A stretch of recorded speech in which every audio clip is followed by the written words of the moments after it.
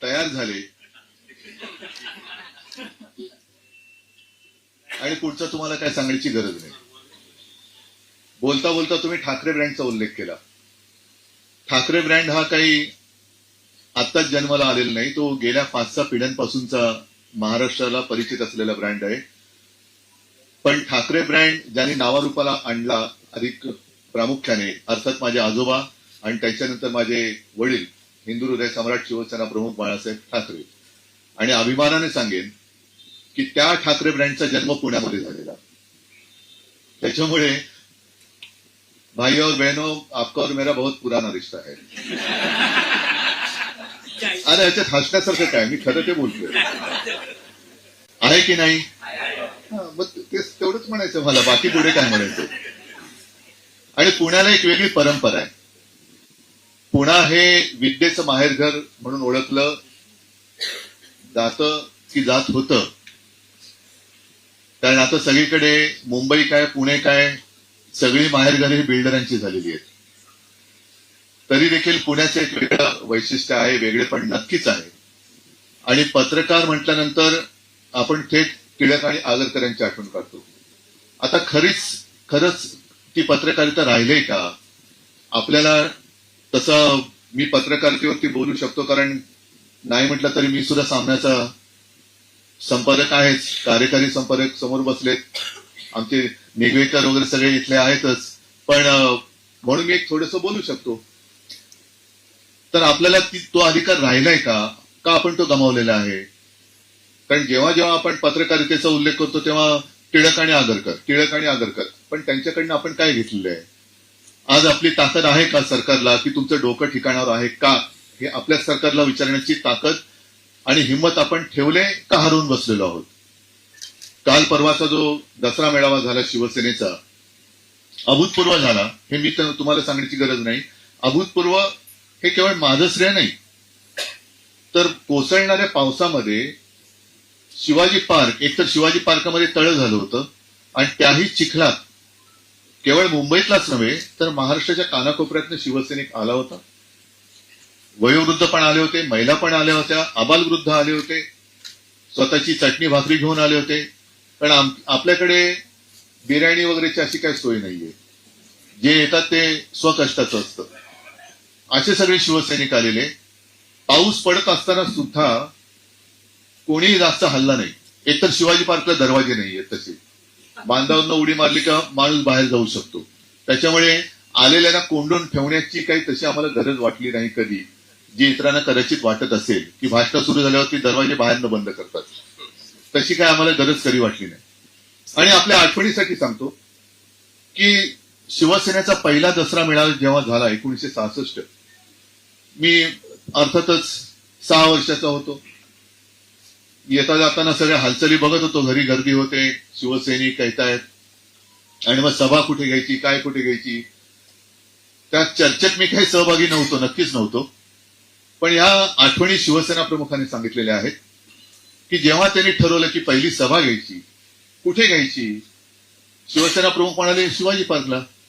सगळे त्यांचे मित्रमंडळी होती आणि आजूबाजूची काही लोक होती. ते अरे तुम्हाला काही वेळ लागली काय, शिवाजी पार्क पाहिले काय किती मोठं आहे, जरा पहिली सभा आपण एक छोट्या हॉलमध्ये घ्यायला पाहिजे, नंतर एक छोटं मैदान बघू. आणि असं करता करता जेव्हा आपल्याला वाटेल, अंदाज येईल, तेव्हा शिवाजी पार्कला घेऊ. तेव्हा बाळासाहेबांनी ताड करून सांगितलं की मी पहिली सभा शिवाजी पार्कलाच घेईन, बघू कोण वेड आहे, मी वेडा आहे का लोक वेडी आहेत. आणि आता कालांतराने कळतं की दोन्ही वेडे नव्हते. दोघंही व्यवस्थित ठरवून जे त्यावेळेला एक दिशा ठरवली, त्या दिशेने तो प्रवास मला अभिमान वाटतोय की तुमच्या सगळ्यांच्या आशीर्वादाने आम्ही पुढे चालू ठेवलेला आहे. आणि त्याच जिद्दीने पाऊस समोर दिसत असताना सुद्धा मी, संजय आणि माझे काही 2-4 नेते शिवसेनेचे आम्ही बोलत होतो कुठे घ्यायचं. तर आम्ही म्हटलं परंपरा आहे आपली, शिवाजी पार्क हॉलमध्ये कसा घेणार. आणि शिवाजी पार्कला सभा घेतली, मेळावा घेतला आणि तो तुम्ही बघितलात. मुद्दा काय येतो की ही माझ्या शिवसेनेची एक तुम्हाला परंपरा सांगितली. त्या मेळाव्यात मी नेमकं काय सांगण्याचा प्रयत्न केला, कितपत मला जमला असेल, कारण पाऊस होता, समोर लोक भिजत होती, कितपत जमला कल्पना नाही मला. पण माझा प्रयत्न हा होता आणि आहे आणि तो राहणार केवळ माझा पक्ष सत्तेत आला पाहिजे, पण सत्ता आल्यानंतर पुढे काय? सत्ता कशासाठी पाहिजे? का म्हणून तुम्हाला सत्तेत यायचंय? आणि सत्ता आल्यानंतर, एवढी सगळी सत्ता असल्यानंतर सुद्धा तुम्ही देश कधी सांभाळणार आहात की नाही, राज्य म्हणून कधी सांभाळणार आहात की नाही, की केवळ पक्ष म्हणून सांभाळणार आहात तुम्ही? मधल्या काळात मी असं म्हटलं होतं, ते आजही माझं मत आहे की आपल्या देशाला आता पंतप्रधानांची गरज आहे, गृहमंत्र्यांची गरज आहे, अख्ख्या मंत्रिमंडळाची गरज आहे. कारण आता जे बसलेत ते एका पक्षाचे मंत्री बसलेत, देशाचे नाहीयेत. देशाचे म्हणून कारभार कुठे?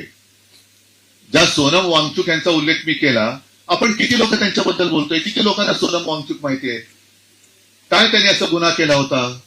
काय म्हणून त्यांना डायरेक्ट रासुका मध्ये अटक केली? काय एवढं मोठं राष्ट्र विघातक काम त्या वांगचुक यांनी काय केलं होतं? काय चूक केली होती वांगचुकांनी? काल परवापर्यंत जे पंतप्रधानांची स्तुती करत होते तोपर्यंत ते देशप्रेमी होते. मग असं नेमकं काय घडलं? मग सोनम वांगचुक यांनी जर का चूक केली असेल तर मणिपूरमध्ये चूक कोणी केली होती? का पेटलं मणिपूर? आता सुद्धा बातम्या ज्या येतात, आपल्याकडे बातमी येतच नाही. हे आपलं कर्तव्य नाही का बातम्या दाखवणं? लडाखमध्ये काय परिस्थिती आहे? लडाख खरंच शांत झाले का? लेह लडाख. आसाममध्ये मी काल फोटो बघितला, कन्फर्म केलं की खरं आहे का खोटं आहे. आदिवासी रस्त्यावरती उतरले, हातामध्ये मशाली आहे, पण इकडे बातमी कुठे येते? मणिपूरमध्ये आज काय चाललंय कोणाला कुठे काय माहिती? आपल्याकडे सुद्धा देशात इतरत्र काय चाललंय आपण बातम्याच देत नाही. मग खरंच आपण टिळक आणि आगरकरांचं नाव घेण्याच्या लायकीचे आहोत का?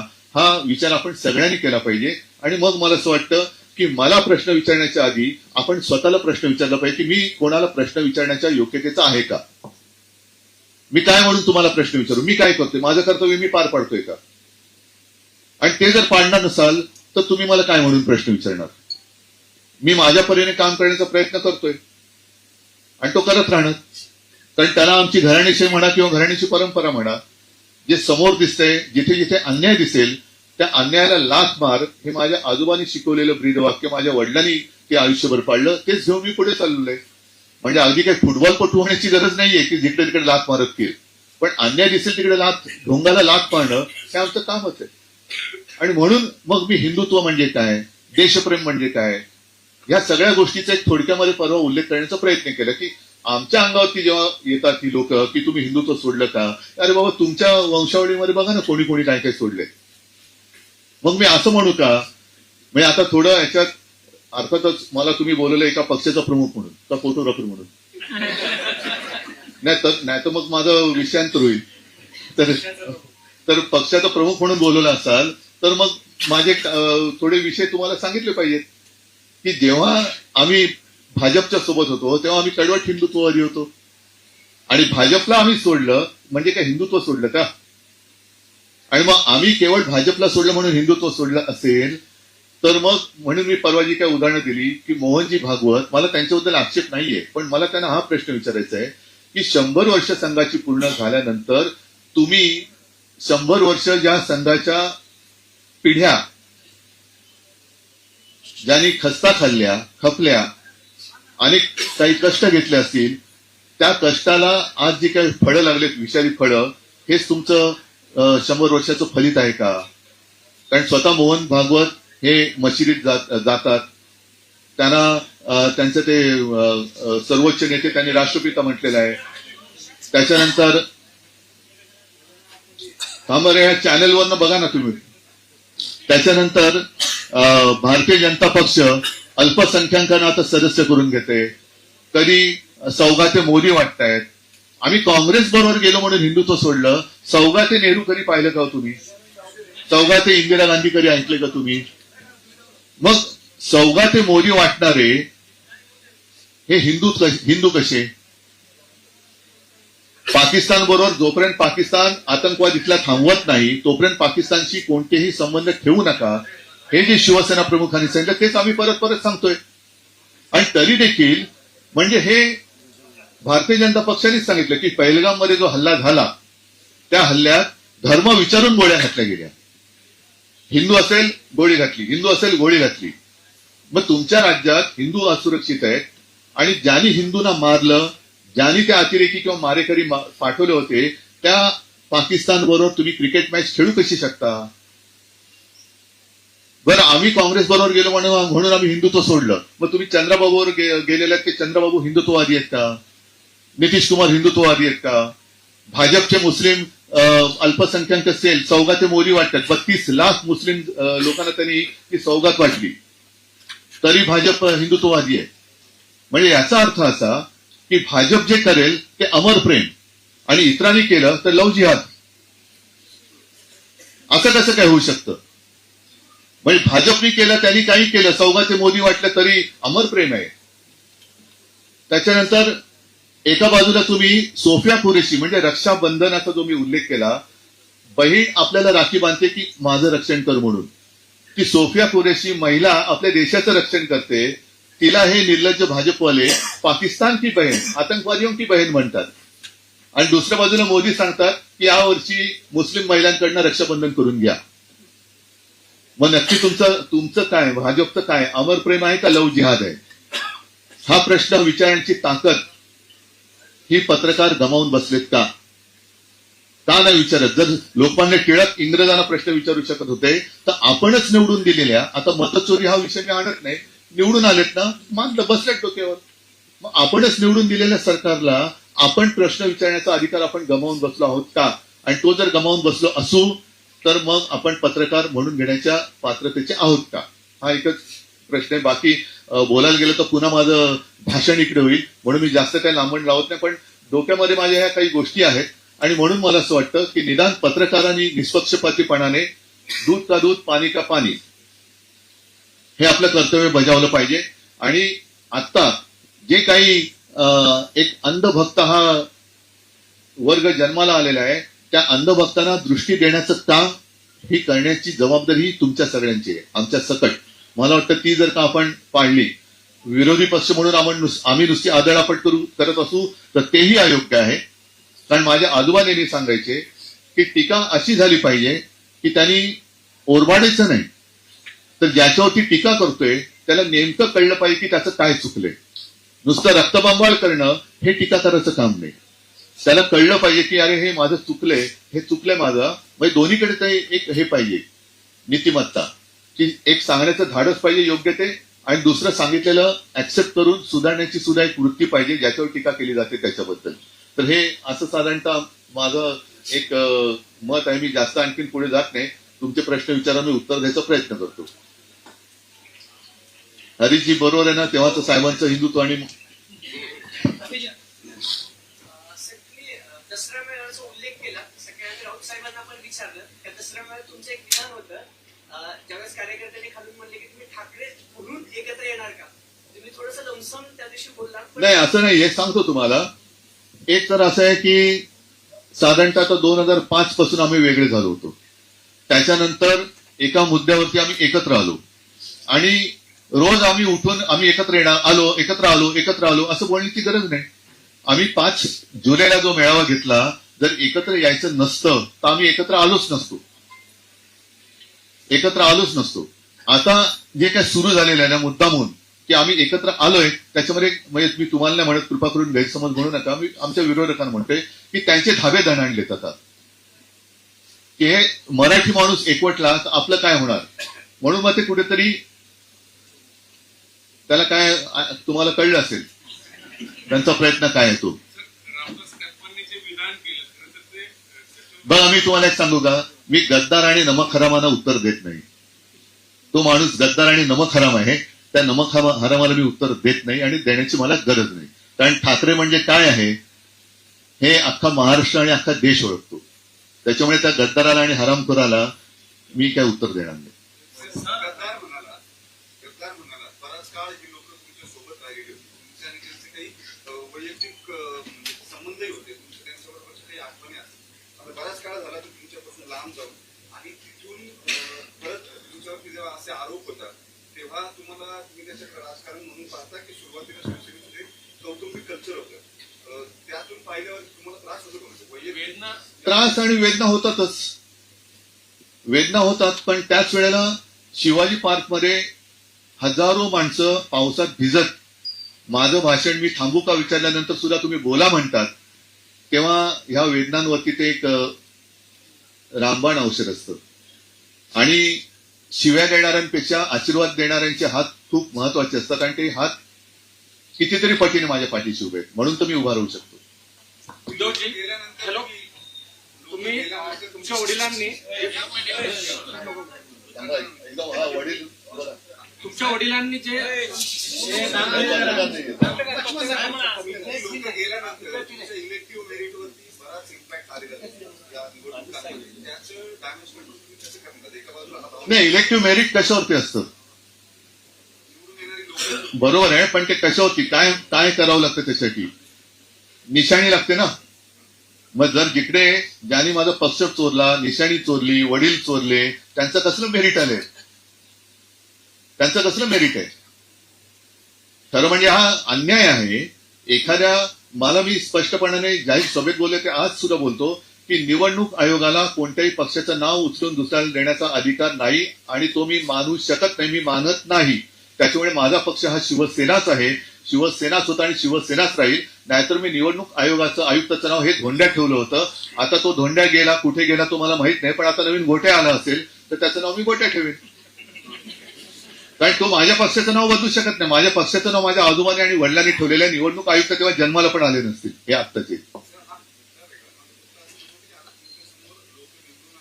टास्क आहे त्याच्यामध्ये लोक निवडून आणणं, इलेक्टिव्ह मेरिटची लोक तुमच्याकडून गेल्यानंतर नवीन लोक निवडून आणणं हे तुम्हाला आव्हान वाटत नाही का? जर वाटत असेल किंवा मग त्याच्यासाठी स्ट्रॅटेजी प्लॅन तुमचा काय येणाऱ्या निवडणुका? असं जर का आपण विचार केला तर मग शेतकऱ्यांनी काय करायचं? कारण त्यांनी काढलेलं पीक, मेहनत केलेलं, आता जशी हालत झालेली त्याच्या डोळ्यादेखत ते उद्ध्वस्त झालं तरी त्याची जमीन आणि त्याची मेहनत आणि जमिनीचा कस जोपर्यंत आहे तोपर्यंत त्याला घाबरण्याचं कारण नसतं. तरी सुद्धा तो पुन्हा कसतो आणि पुन्हा पीक काढतो आणि आपलं पोट भरतो. साहेब, माझा एक प्रश्न असा आहे, सुरुवातीचा जो प्रश्न होता की तुम्ही आणि राजसाहेब एकत्र आलात. अरे तुम्ही दाखवता ना का आपण असंच बोलतोय? तुम्ही दोघे एकत्र आलात तर निश्चित मराठी जनमानसाला त्याचा आनंदच होणार आहे. पण आपल्याकडून 2 वेळा उल्लेख झाला मध्ये मराठीच्या मुद्द्यावर. जेव्हा तुम्ही दोघे एकत्र आलात त्यावेळेस तुमच्याकडून उल्लेख झाला की आम्ही एकत्र आलोय ते एकत्र राहण्यासाठी, आणि परवाच्या मेळाव्यात देखील तुम्ही तो उल्लेख केला.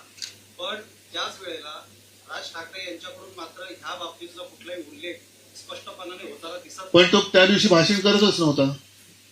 पण इतर वेळेस सुद्धा म्हणजे पण हो, थांबा ना तुम्ही. आता अजून निवडणूक नाही जाहीर झालेली, त्याच्यानंतर आमच्या 2-3 वेळा भेटी पण झालेल्या आहेत. तर काही गोष्टी व्यवस्थित करून घ्या ना. आगामी काळामध्ये महाराष्ट्रात थांबा, कोणतरी एकाने विचारा. आतापर्यंतच्या निवडणुका महाविकास आघाडी म्हणून लढवल्या, महापालिकेच्या निवडणुका आघाडी म्हणून लढवणार का? किंवा त्यात कोणी ऍडिशन होणार? हा प्रश्न तिन्ही पक्षांनी मिळून सोडवायला पाहिजे. कारण लोकसभा आणि विधानसभा आम्ही महाविकास आघाडी म्हणून लढलो. आता मी सुद्धा म्हणजे शिवसेनेने पण, काँग्रेसने पण आणि राष्ट्रवादीने पण महाविकास आघाडी म्हणून लढायला काहीच हरकत नाहीये. मात्र त्या व्यतिरिक्त कारण आमची आघाडी आहे, जसं शिवसेना आणि भारतीय जनता पक्षाची होती युती, तशी आमची आघाडी आहे. तिन्ही पक्षांना त्यांचा निर्णय घेण्याचं स्वातंत्र्य आहे. तिन्ही पक्षांना जर वाटलं आघाडी म्हणून लढायचं, लढू शकतो. समजा कोणाला वाटलं की नाही आम्हाला वेगळं लढायचंय, तसं ती जेव्हा निवडणूक जाहीर होईल तेव्हा त्याच्याबद्दल आमची चर्चा होईल. आणि साहजिकच आहे, स्थानिक पातळीवरच्या निवडणुका आहेत, त्याच्यामुळे स्थानिक आमचं जे काही युनिट असेल प्रत्येक पक्षाचं त्यांना विश्वासात घेऊन हा निर्णय घेतला जाईल. सर, आगामी काळामध्ये महाराष्ट्रात स्थानिक स्वराज्य संस्थांच्या निवडणुका आहेत. शिवसेना म्हणजे की कायम भावनिक राजकारणाचा विषय हा पुढे येत असतो. तर या पुढच्या काळात महाराष्ट्रासाठी स्थानिक स्वराज्य संस्थांच्या निवडणुकांसाठी तुमचा काय अजेंडाचा काय असू शकेल? भावनिक म्हणजे काय नेमकं? शेतकऱ्यांना कर्जमुक्ती करा हा भावनिक प्रश्न आहे. शेतकऱ्यांना 50,000 रुपये हेक्टरी नुकसान भरपाई द्या हा भावनिक विषय आहे की आत्ताची जी वस्तुस्थिती आहे त्याला आवश्यक विषय आहे. नोकऱ्या मिळायला पाहिजेत, भूमिपुत्रांना नोकऱ्या मिळायला पाहिजेत, शिक्षण मिळालं पाहिजे, त्यांचा विकास झाला पाहिजे हा भावनिक प्रश्न आहे का जीवनावश्यक प्रश्न आहे? त्याच्यामुळे मला नाही वाटत असं भावनिक. ज्या पद्धतीने आता दरवेळेला भाजपा करतं त्याला तुम्ही तो भावनिक म्हणू शकाल, कारण कामाचा नन्नाचा पाडा आहे, त्याच्यामुळे मग ते हिंदू मुस्लिम हा त्यांचा विषय झाला. विचारण्याचा उद्देश असा होता की सध्याचं राजकारण म्हटलं की आरोप प्रत्यारोप सातत्याने होत आहेत आणि त्याच्यात विकासाचा मुद्दा हा पुढे पाठीमागं पडतोय. तर विकासाच्या मुद्द्यावर स्थानिक स्वराज्य संस्थांची निवडणूक लढवली जाऊ शकते का? नक्कीच, आणि त्याच्यावरती ती जायला पाहिजे. जसं मुंबई महापालिकेमध्ये मी अभिमानाने सांगेन की 25 वर्ष म्हणजे आता विसर्जित झाली महापालिका, तोपर्यंत सलग 25 वर्ष शिवसेना आणि भाजपा, तेव्हा एकेकाळी भाजपा आमच्या सोबत होती, आमच्याकडे असताना आम्ही तिकडे शाळांचा दर्जा सुधारला, पाण्यासाठी सुद्धा पाणी वाढवलं. त्याच्यानंतर सगळ्यात मोठा विषय ज्याचं श्रेय ते घ्यायचा त्यांनी प्रयत्न केला पण त्यांनी ते जमलं नाही, तो म्हणजे कोस्टल रोड. त्याच्यानंतर जिजामाता उद्यान असेल, शाळा असतील, हॉस्पिटल्स असतील, अनेक गोष्टी आम्ही मुंबईमध्ये केल्या, उद्यानं दिली, खूप गोष्टी केल्या मुंबईमध्ये. हा विकासच केला आम्ही. सर, तुम्ही मुख्यमंत्री असताना नाईट मध्ये जी सुरू केली होती आधी तरी नाही. केली नव्हती, आम्ही करू इच्छित होतो. त्यांना विरोध केला जवळच्या विरोधामध्ये, आताच्या सत्ताधाऱ्यांनी. आता ते सत्ताधारी तुमची जी संकल्पना होती ती अंमलात आणण्याची. हा चांगला, तुम्ही अतिशय योग्य प्रश्न विचारला की हेच तर मी परवा बोललो की ज्या नाईट लाईफ, त्याला नाईट लाईफ हा शब्द, त्यांच्या डोक्यातला नाईट लाईफ हे मकाऊच आहे. त्याच्यामुळे हा मानसिकतेचा विषय, मानसिकता, भावनिक नसला तरी मानसिकतेचा प्रॉब्लेम आहे. त्यांच्या डोक्यामध्ये ती नाईट लाईफ म्हणजे ते नाईट लाईफ बसलेलं आहे. त्याला आमचा नाईलाज आहे. आपण जे आता डे लाईफ म्हणजे काय, आदित्यचा जो मुद्दा होता तो अत्यंत योग्य होता, म्हणून तो त्यांनी आता स्वीकारला की दिवसा जरा आपण जे काम करतो, आपल्याला आता बाहेर गेलं तर खाणं पिणं भूक तर लागते ना, रेस्टॉरंट्स आहेत, काहीतरी वाहतुकीची साधने आहेत, रात्री काम करून घरी जाणाऱ्याला टॅक्सी मिळते का, रेल्वे किती वेळ चालू असतात, बसेस किती, मी मुंबईचं बोलतोय, चालू असतात तुमच्या इकडे, म्हणजे आता मुंबईतल्या उपनगरात सुद्धा आणि पुण्यात सुद्धा. पुण्यात तर रिक्षा खूप आधीपासून आहेत. मला कल्पना नाही पब्लिक ट्रान्सपोर्ट ज्याला म्हणतो ते पुण्यात रात्री किती वेळपर्यंत असतं, मुंबईमध्ये सुद्धा ते बंद होतं. तर ते जे आहे त्याला नाईट लाईफ हा शब्द वापरला होता. तो शब्द घेऊन हे भाजपवाले कमरेचं सोडून डोक्याला गुंडाळून त्यांनी तो जो काय सगळं नाईट लाईफ दाखवलं ते भयानक होतं. आणि आता तोच मुद्दा घेऊन ते पुढे चाललेले आहेत. म्हणूनच मी मगाशी जे म्हटलं ना की ते करतात ते अमर प्रेम, दुसरे करतात ते लव जिहाद. बाळासाहेबांना प्रदीप पिढे नावाची अँकर होती. हो मला माहिती आहे. प्रश्न विचारला होता की बाळासाहेब आजच्या राजकारणात तुम्ही वर्णन कसं कराल.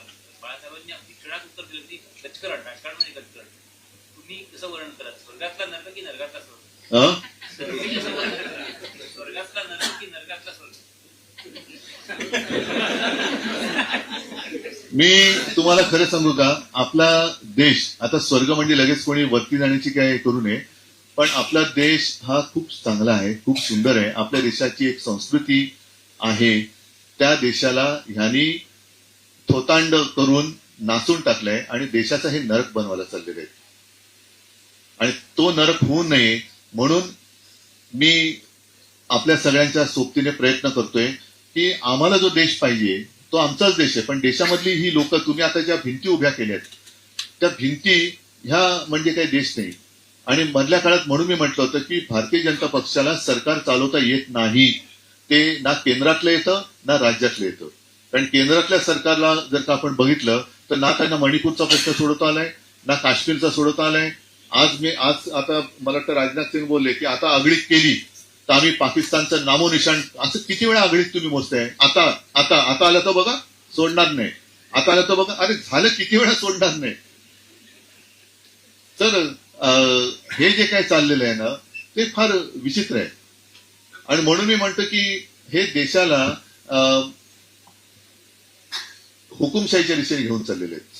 सर, मोदींनी आताच 75 कंप्लीट केली, मी असं त्यावेळेस बोललं जायचं की ते थांबतील, पण तसं काही दिसलं नाही. तुम्ही शुभेच्छा. तुमची काय इच्छा आहे?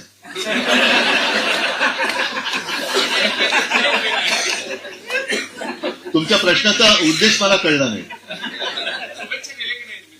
मी दिल्या ना. मला वाटतं का त्यांनी थांबावं कधी असं? मी तुम्ही नाही ऐका मी आता मधल्या काळात परत एकदा ना 1-2-3 एपिसोड कोण बनेगा करोडपतीचे पाहिले जरा मुद्दामून, कारण खूप चांगले आहे. आणि त्याच्यामध्ये 3 गोष्टी असतात. एक असतो तो पब्लिक पोल, तसं आपका समय सुरू होता है अब. आणि मग तुमचं जे मत येईल ना ते माझं मत आहे. फ्रेंड पण असतं एक त्या हा? पूर्ण फ्रेंड पण असतं एबीसी मध्ये. नाही नाही, पण ऑप्शन घ्यायचा नाही, अधिकार मला आहे. त्याच्यामुळे तुम्ही सांगा तुमच्या, मैं पब्लिक के साथ जाना चाहता हूँ, बोलो.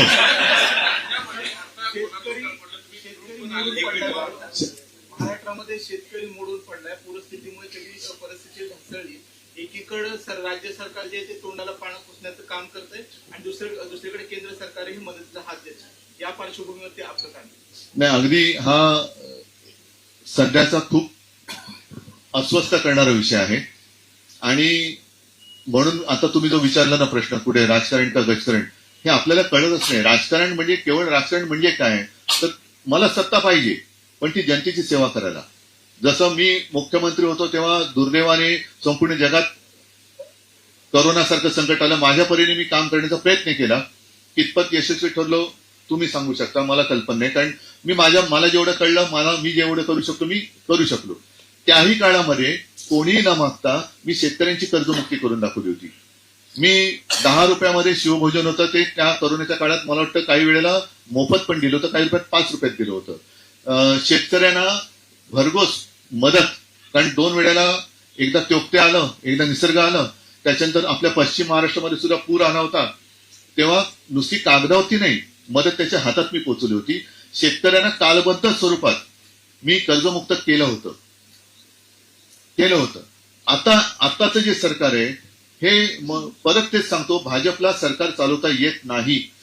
नाहीतर त्यांनी 17 साली दिलेली कर्ज माफी अजून चालू आहे आणि मी केलेली ती मी पूर्ण करून झालं. त्याच्यात एकच गोष्ट राहिली होती जी मी सुरुवात केली होती, करोनामुळे करू शकलो नव्हतो, ते म्हणजे नियमित कर्ज परतफेड करणाऱ्यांना 50,000 रुपये प्रोत्साहनपर राशी. साहजिकच आहे, करोनाच्या संकटात अर्थचक्र गडबडलं होतं, पण त्याही वेळेला शेतकऱ्याने अर्थचक्र सांभाळलं होतं आपलं. म्हणजे हे शेतकऱ्यांचे उपकार आहेत आपल्यावर. मी सुरुवात केली आणि ह्यांच्या राशी घेऊन पळाले. तर आता मला असं वाटतं की मी हे परवा बोललोय की नरेंद्र मोदी आपले पंतप्रधान, त्यांनी बिहारमध्ये निवडणुका तोंडावर आहेत म्हणून महिला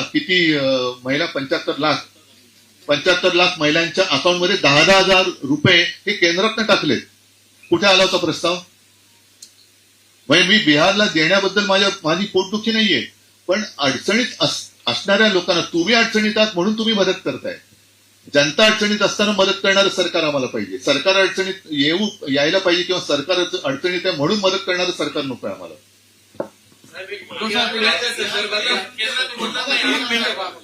पुण्याच्या संदर्भातला आहे, आपण मुंबईच्या विकासाची उदाहरणं दिली साहेब. मला पुण्याच्या सध्या परिस्थितीबद्दल तशी कमी माहिती मी प्रामाणिकपणे सांगतो. मी आधीच संजय राऊतनं बोललो होतो. नाही ठीक आहे, मुंबई सारख्या महानगरीचा आपण पाहिलं 25 वर्ष सलग युडीसीपीआर मुळे पुण्यातल्या सगळ्या पायाभूत सुविधांवर ताण यायला लागला. आपल्या सरकारच्या काळात युडीसीपीआरला मंजुरी मिळाली होती. अगदी 6-9 मीटरच्या रस्त्यांवर टोलेजंग इमारती उभ्या राहतात. पाण्याचा प्रश्न गंभीर होणार आहे. तर किमान आता 4-5 वर्षांनंतर पुण्यात बऱ्याच ठिकाणी पाणी नाही किंवा बऱ्याच अडचणी आहेत. एक दिवसाआड पाण्याची वेळ यायला लागली. तर हा विकास जो त्या दिशेने चाललाय की मुंबई नगरीच्या दिशेने जो चाललाय, तर त्याच्याबद्दल त्याचा रिव्ह्यू किंवा पुन्हा घ्यावा. नाही, एकूणच आहे ना, मला असं वाटतं प्रामाणिकपणाने, ज्याला एक आपल्या मराठीत शब्द सिंहावलोकन. आता 75 वर्ष आपल्या स्वातंत्र्याला झाल्यानंतर आपण थोडंसं थांबून एक आढावा घ्यायची गरज आहे. ज्याला आपण विकास म्हणतो तो खरंच विकास आहे का विनाशाकडे चालवतो आपण? एक साधं उदाहरण तुम्हाला देतो. मुंबईचंच मी परत उदाहरण देईन की मुंबईमध्ये आज देखील 24/7 ज्याला म्हणतो तसं पाणी देऊ शकत नाही, कारण लोकसंख्या आणि पाणी यांचं प्रमाण हे व्यस्त आहे. त्याच्यासाठी आणखीन पाण्याची गरज ही लागते आणि म्हणून 2 मोठे तलाव, गारगाई आणि पिंजाळ, हे आम्ही बांधू असं वचन मी माझ्याही महापालिकेच्या निवडणुकीच्या वचननाम्यात दिलेलं होतं आहे. आणि मी मुख्यमंत्री झाल्यानंतर मी म्हटलं अरे ते आता आपण पूर्ण केलं पाहिजे. कारण एक तलाव आम्ही बांधला ज्याला आम्ही हिंदू हृदय सम्राट शिवसेना प्रमुखांचं नाव दिलं, मध्य वैतरणा. आणि मी जेव्हा प्रेझेंटेशन घेतलं तेव्हा माझ्या लक्षात आलं की हे तलाव करण्यासाठी किमान 5 ते 6 लाख झाडं ही मारावी लागणार, म्हणजे जंगल कापलं जाणार. मग हे धरण आपण बांधतोय खरं, पण आपण निसर्ग उद्ध्वस्त करतोय. आपण जिकडे कॅचमेंट एरिया म्हणतो तिथे हे धरण बांधतो. आता त्याला कॅचमेंट एरिया का म्हणतो? तर तिकडे पाऊस पडतो. तिकडे पाऊस का पडतो? तर तिकडे झाडं आहेत. आता ती झाडं कापल्यानंतर कालांतराने पाऊस तिकडे पडायचा वाढेल का कमी होईल आपल्याला माहिती नाहीये. आणि मग त्याला पर्याय म्हणून मी डिसॅलिनेशन ऑफ वॉटर, म्हणजे मुंबईला समुद्र किनारा आहे मोठा, समुद्राचं पाणी आपण पुराणात ऐकलं, अगस्तीने समुद्र प्यायला होता, अगस्ती ऋषीने. आपण का नाही प्यायचा? जगात इतरत्र प्यायला जातो पाणी ते. तर समुद्राचं पाणी निक्षारीकरण करून पिण्याचा प्रकल्प मी गो अहेड दिला होता. आणि ते सुद्धा पाणी साधारणतः रोज मुंबईला तानसा तलावातनं जेवढं मिळतं 400 MLD तेवढं पाण्याचा मी पायलट प्रोजेक्ट गो अहेड दिला होता. त्याचा अजूनही टेंडर निघालेलं नाही. तो प्रकल्प गुंडाळला गेला. जर माझं सरकार राहिलं असतं तर माझ्या अंदाजाने या डिसेंबरपर्यंत मुंबईला समुद्राचं पाणी आपण देऊ शकलो असतो. ठीक आहे. आता ह्याचं कोणतरी म्हणेल समुद्राचं पाणी महाग पडेल. आहे, समोरासमोर जर तुलना केली तर ते समुद्राचं पाणी हे महाग आहे. पण तलावाचं पाणी जे आहे त्याच्यामध्ये जे काय पर्यावरण मारलं त्याची किंमत तुम्ही मोजणारच की नाही? त्याची किंमत कोण मोजणार? तर तसंच आपण विकास म्हणून जे काय म्हणतोय, जंगल, आता जसं मेट्रोचे स्टेशन, आरेचं जंगल तोडायची गरज नव्हती, त्याला आम्ही पर्याय दिला होता. आता तीही जागा घेतली आणि जिथे आम्ही सुचवलेली तीही जागा घेतली. तर जसं मुंबईचा मी विचार करू शकतो, कारण मी मुंबईकर आहे. पुण्यामध्ये आलो आणि पुण्याचं आता तेव्हा पुण्यामध्ये तेव्हा दादागिरी होती. आता माहित नाही मला दादागिरी आहे का, मोडून काढले. त्याच्यामुळे मी म्हणजे पुणेकरांची मी माफी मागतो की मी तेव्हा पुण्याकडे तेवढं लक्ष देऊ शकलं नव्हतं. कारण बाबा तुम्ही चालले. तरी देखील जेव्हा कोरोना वाढला तेव्हा मी पुण्यात एकदा आलो होतो आणि सगळ्या महापालिका अधिकाऱ्यांची बैठक घेऊन माझ्या मी सूचना केल्या होत्या. आता हा विचार केला पाहिजे की नुसती घरं बांधतोय आपण, पण सुविधा, कारण आता मुंबई काय, पुणे काय, बेंगलोर काय, ही सगळी ट्रॅफिक जाम मध्ये आता मरायला लागलेली शहर आहे. आणि ट्रॅफिक जाम मध्ये तुम्ही इलेक्ट्रिक व्हेकल आणा का इथेनॉल आणा. आता इथेनॉल आणल्यानंतर परत त्याचं वेगळं एक आता हे सुरू झालेलं आहे, इथेनॉल कोणासाठी कशासाठी. पण व्हेकल आणल्यानंतर गर्दी होणार ना, ट्रॅफिक जाम तर होतोय.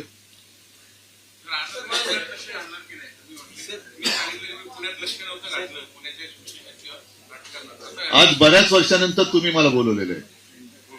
असं जर का बोलवायला लागलं तर मी पुण्यात नक्की लक्ष घालेन प्रेमाने. महापालिकेची निवडणूक आली आहे. मुंबई शहराकडे जसं लक्ष आहे तसं पुण्यामध्ये शिवसेनेची ताकद दिसत नाही.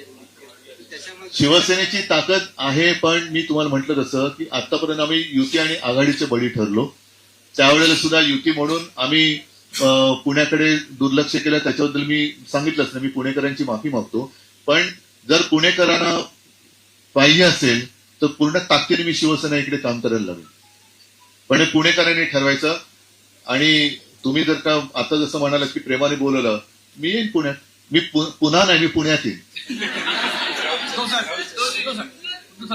मुख्यमंत्र्यांनी शपथविधी झाल्यानंतर दुसऱ्या तिसऱ्या दिवशी असं म्हटलं की महाराष्ट्रातली राजकीय संस्कृती बिघडली आहे. कोण म्हणाल? विद्यमान मुख्यमंत्री देवेंद्र फडणवीस असं जाहीरपणे म्हणाले की मला ती सुधारायची. मग घ्यायची नव्हती शपथ.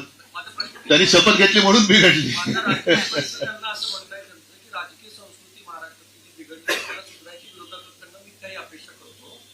तुमचं हे जे राजकीय वातावरण महाराष्ट्रात दूषित झालं त्याच्यामध्ये संजय राऊत यांचा किती वाटा आहे असं तुम्हाला वाटतं? आणि विद्यमान मुख्यमंत्र्यांबद्दल तुमचं आकलन काय? संजय राऊत सकाळी जे बोलतात ते जर मुख्यमंत्री ऐकतील आणि तसं वागतील तर त्यांना मदत होईल त्यांच्या हेतू साध्य करायला. आणि मुख्यमंत्र्यांबद्दल मी प्रामाणिकपणे बोलतो. ह्याच्यात मी कुठेही आकसाने बोलत नाही. कारण मी कोणाला शत्रू नाही मानत. अगदी मोदीजींना सुद्धा मी शत्रू मानत नाही, कारण ती माझी संस्कृती नाही. ते मला कोण मानत असेल शत्रू तर तो त्यांचा मुद्दा आहे. देवेंद्र फडणवीसांना मी देखील आज केवळ विरोधक म्हणून बोलत नाही, पण आज देवेंद्र फडणवीस हे हतबल झालेले आहेत. कशासाठी हतबल आहेत मला कल्पना नाही. खरं तर 5वी बहुमत आहे.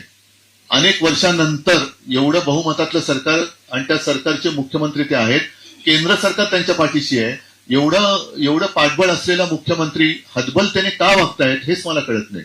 याचं कारण असं की खुलेआम भ्रष्टाचार चाललाय. आम्ही गेल्या विधिमंडळाच्या अधिवेशनात पुराव्यानिशी काही मंत्र्यांची प्रकरणं उघडकीस आणली, पण त्याच्यावरती कारवाई करायला मुख्यमंत्री धजत नाही. कशी तुम्ही संस्कृती सुधारणार?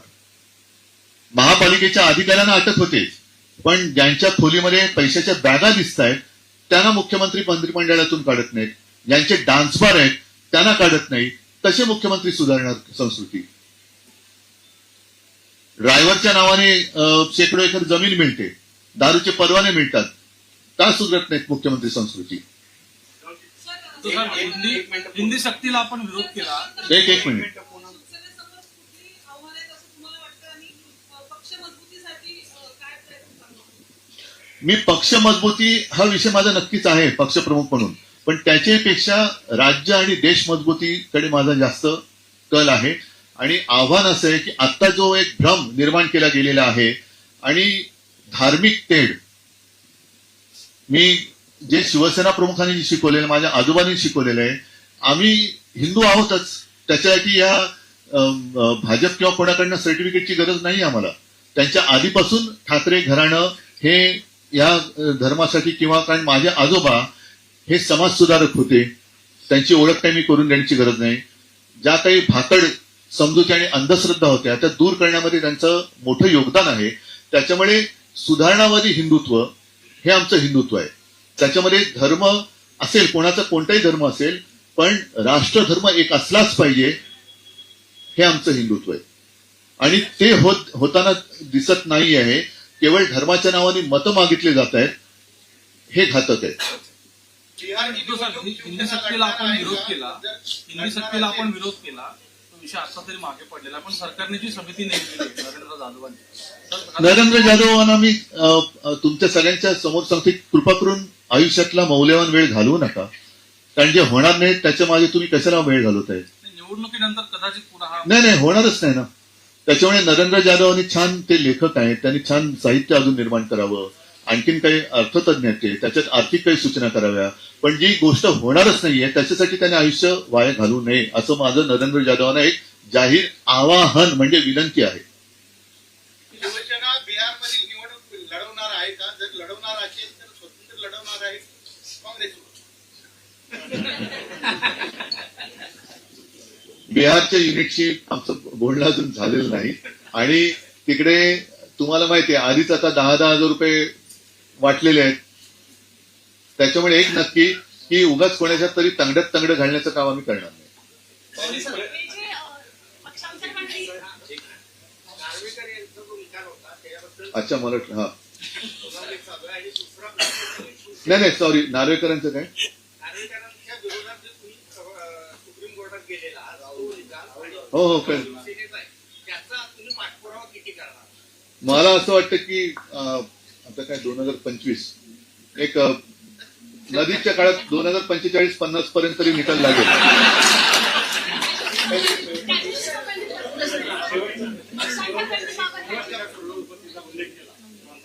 राजकारणात बऱ्याच वेळा सगळे ऑप्शन बंद असतात, पण आपलं फोनो फ्रेंडच चालू असतं, तर कशा अशी प्रसंग आला तर तुम्ही कुणाला फोन करता?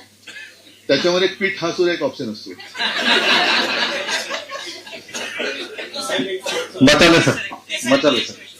पक्षांतर बंदी कायद्यावर सुप्रीम कोर्टाने जो अप्रोच घेतलेला आहे, तर त्याला तुम्हाला काय वाटतं की, आणि शिवसेनेच्या बाबतीत जो प्रेसिडेंट एक पाडलेला आहे, तर देशाच्या ओव्हरऑल राजकारणात याचा काय परिणाम होणार आहे? किती मोठा परिणाम?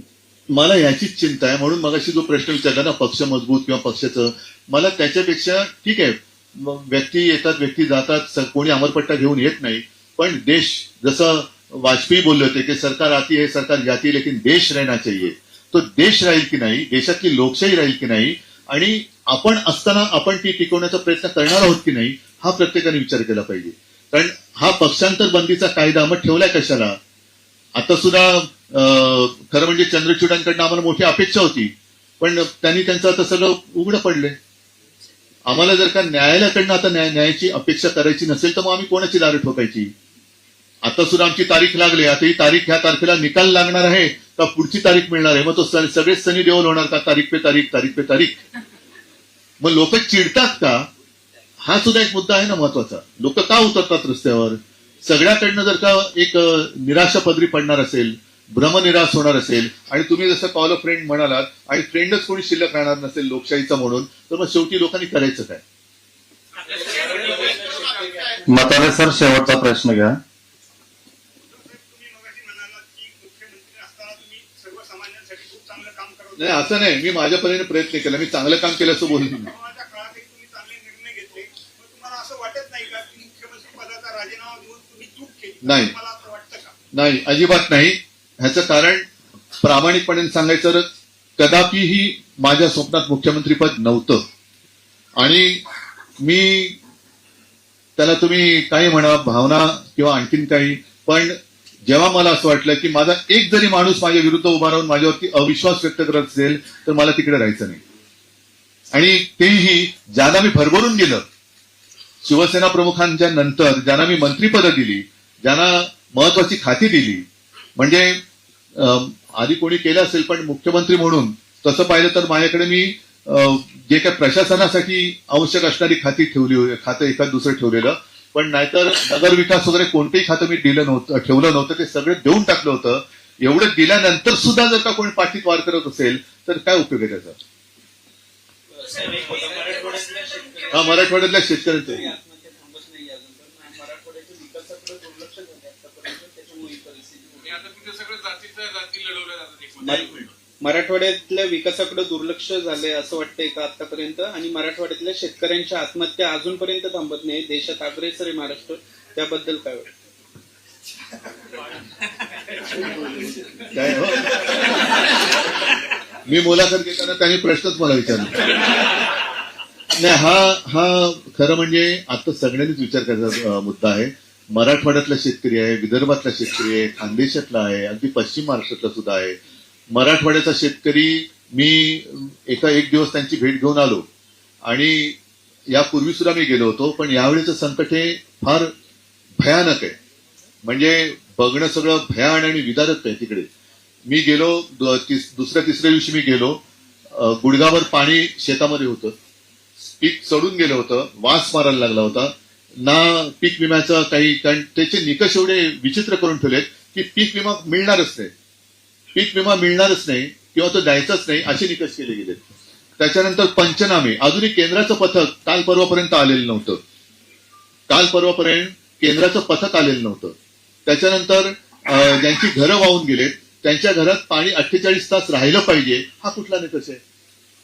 आणि विकास म्हणजे नेमकं काय? आतापर्यंत अवर्षणग्रस्त हा मराठवाडा आपण धरत होतो. मी तिकडे काही वयोवृद्ध शेतकरी मला जे भेटले, साधारणतः 75-80च्या आसपासचे असतील.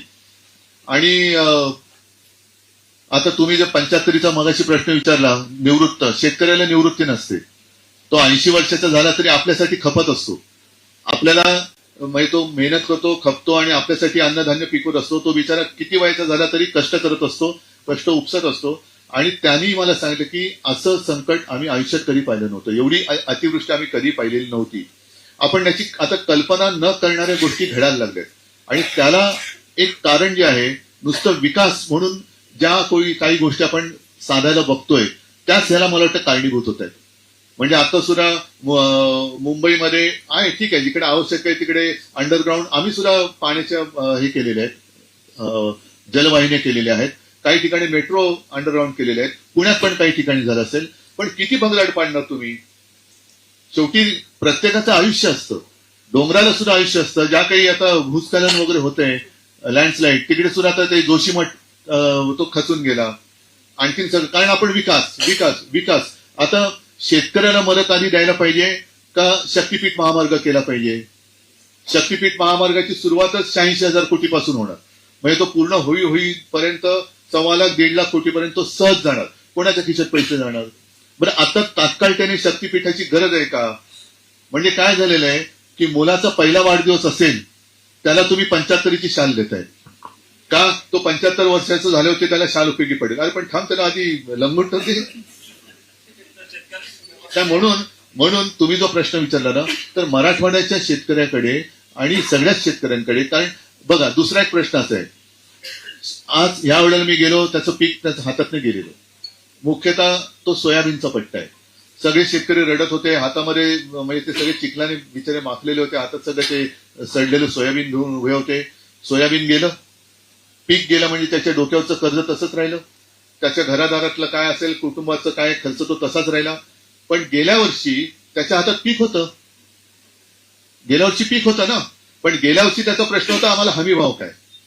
म्हणजे शेतकरी या दुहेरी संकटात आहे. त्याच्या हातात पीक लागलं तरी हमीभाव त्याला त्याची किंमत मिळत नाही आणि गेलं तर सगळंच गेलं.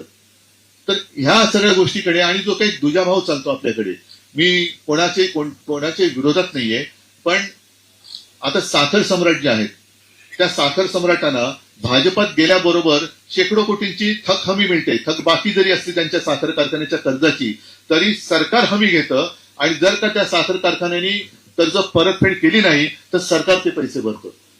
आणि शेतकरी जेव्हा बँकेत जातो तेव्हा त्याला त्याचं घरदार, जमीन, बायकोचं मंगळसूत्र, बैल जोडी सगळं गहाण टाकल्याशिवाय त्याला 5, 10, 15, 20 हजार रुपये मिळत नाही आणि यांना शेकडो कोटी रुपये मिळतात. त्याचे तुम्ही थक हमी घेता. हा जो काही प्रकार आहे ना, ह्याला कुठेतरी एक समानता आली पाहिजे. आणि मग आपण त्याच्यावरती बोलल्यानंतर मग विकास म्हणजे काय, विकास शेतकऱ्याचा करायचा असेल तर मला असं वाटतं की त्याला नुसता हमी भाव नाही तर हमखास भाव मिळेल अशी यंत्रणा निर्माण करण्याची गरज आहे.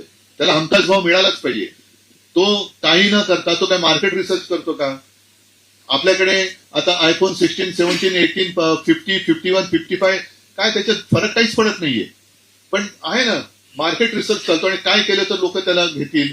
तसं आपण मार्केट रिसर्च करून काय पिकवलं गेलं पाहिजे अशा पद्धतीने शेतकऱ्यांना एकत्रित करून, ज्याला तुम्ही गटशेती म्हणा किंवा काही म्हणा, असं देऊन त्याला तसं बियाणं देणं, तसं त्याला सपोर्ट करणं आणि मार्केट उपलब्ध करून देणं, असं केलं तर मला वाटतं शेतकरी जगू शकेल. असं मला वाटतं. मला माहिती तुम्ही सहमत होऊ की नाही. हॅलो, एक शेवटचा प्रश्न घेतोय. शेवटचा मग सांगतो, मग परत येईल मी.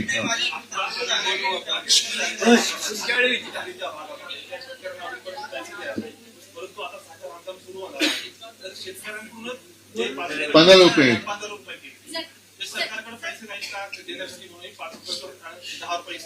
आता काय मी काय उत्तर देऊ याच्यावर.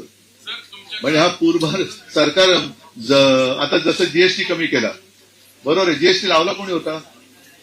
नेहरूने लावला होता का? हा नाही, एक थांबा ना जरा. नेहरूने लावला होता का जीएसटी? म्हणजे त्यांनी 8 वर्ष 127 लाख कोटी रुपये लुटले, बरोबर आहे. आणि आता ते आपल्यावरती म्हणजे जीएसटी लावला तोही उत्सव आणि कमी केला तोही उत्सव.